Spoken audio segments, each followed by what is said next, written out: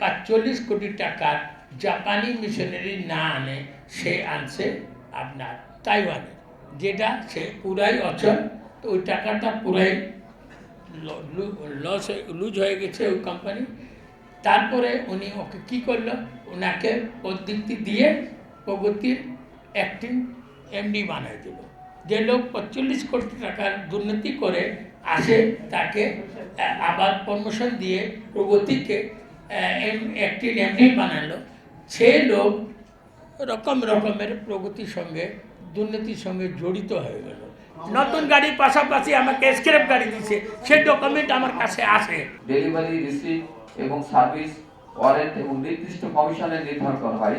সকল দায়িত্ব সুষ্ঠুভাবে পালন করলেও তার প্রাপ্ত কমিশন আজও বুঝে দেওয়া হয়নি।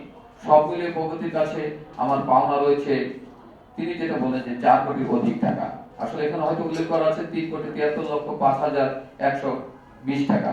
প্রিয় সাংবাদিক ভাই বোনেরা, আমি ওনার পক্ষ থেকে বলছি, সে জায়গায় বলছি যে আমার বয়স 72 বছর এবং দেশের সর্বোচ্চ করদাতা, জীবনের সততা নিষ্ঠার সঙ্গে গুণগত মানের সেরা গাড়ি তৈরির জন্য তিনি প্রগতির মাধ্যমে রাষ্ট্রের সেবা করে এসেছেন।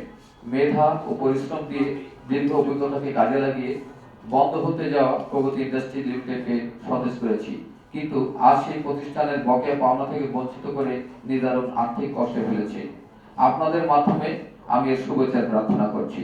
প্রগতি ইন্ডাস্ট্রিতে যে দুর্নীতিবাজ কর্মকর্তা কর্মচারীরা আছে, তারা যে দুর্নীতি করে এই প্রতিষ্ঠানটাকে এক কথায় যদি বাংলায় বলি যে ডুবিয়েছে, এবং উনি একজন ডিলার এবং এই গাড়ি সংযোজনকারী প্রতিষ্ঠান এবং এসআর ট্রাক্টরস যে কাজগুলো করেছে তার যে বকেয়া পাওনা টাকা সেটাও কিন্তু পরিশোধ করা হয়নি, বরঞ্চ বিভিন্ন সময়ে আর্থিক অনিয়ম করে তার কাছ থেকেও টাকা হাতিয়ে নেওয়া হয়েছে।